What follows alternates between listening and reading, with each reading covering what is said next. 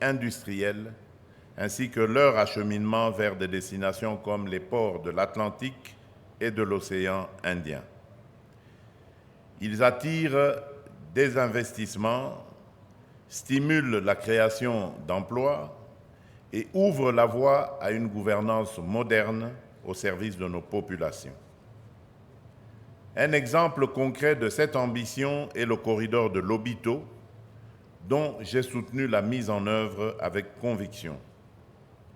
Ce projet, fruit d'une coopération exemplaire entre la République démocratique du Congo, la Zambie et l'Angola, avec le soutien de partenaires internationaux, ambitionne de construire 1739 km de voies ferrées, dont 427 km sur notre territoire, interconnectés à un réseau routier régional.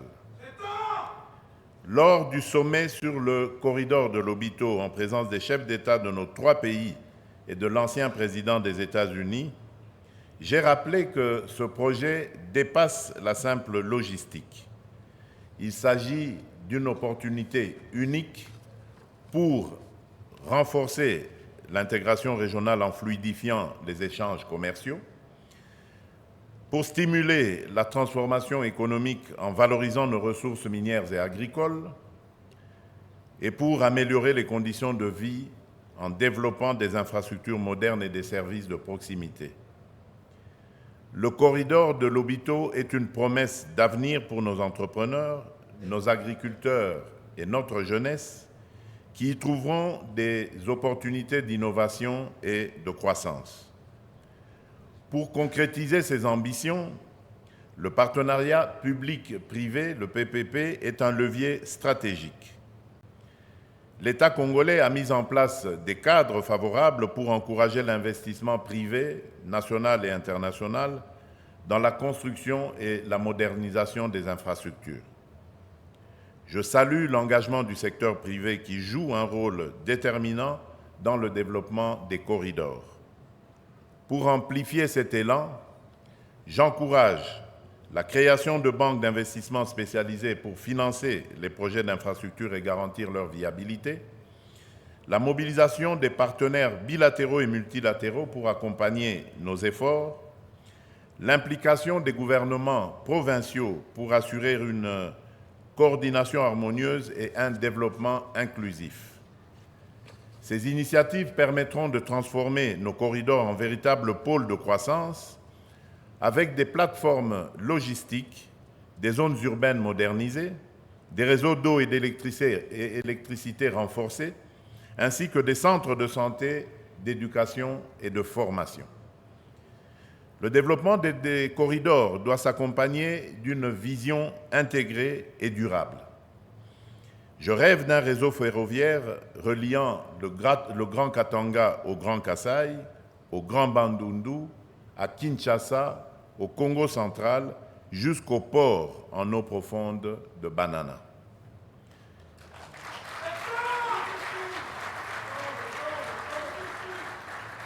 Cette colonne vertébrale sud-ouest est une priorité pour notre pays car elle renforcera la connectivité interne et ouvrira de nouvelles perspectives économiques.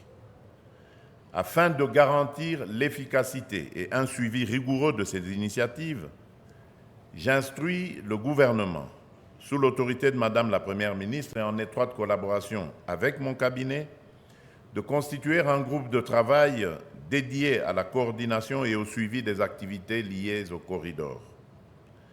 Mais au-delà des infrastructures, nous devons veiller à un développement harmonieux.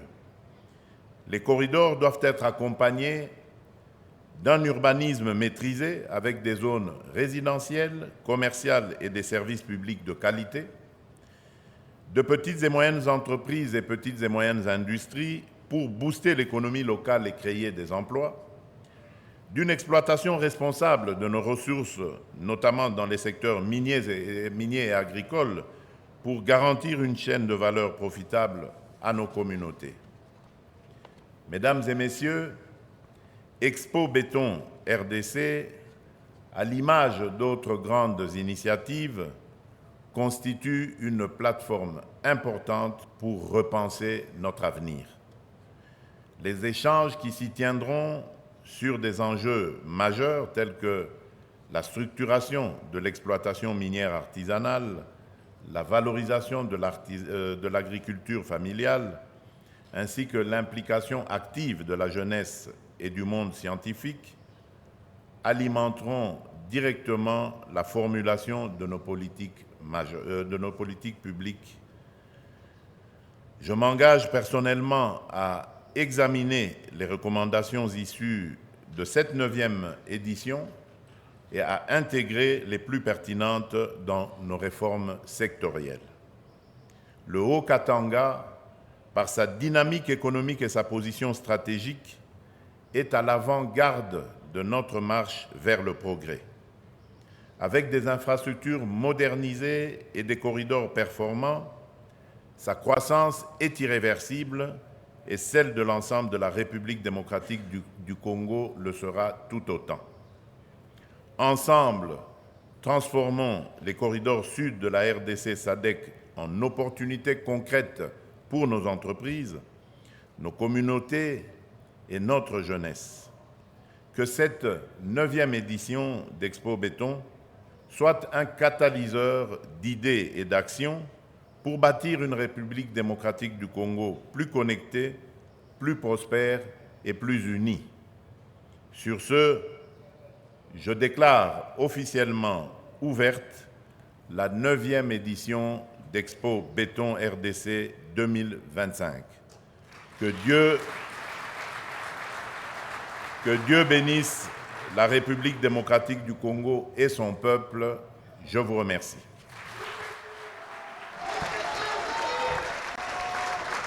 Voilà donc, mesdames et messieurs, le discours inaugural du président de la République de cette 9e édition Expo Béton. De bien vouloir précéder le chef de l'État et de ne pas assister à la visite de stand. Nous prions l'assistance de bien vouloir se tenir debout pour saluer la sortie du chef de l'État.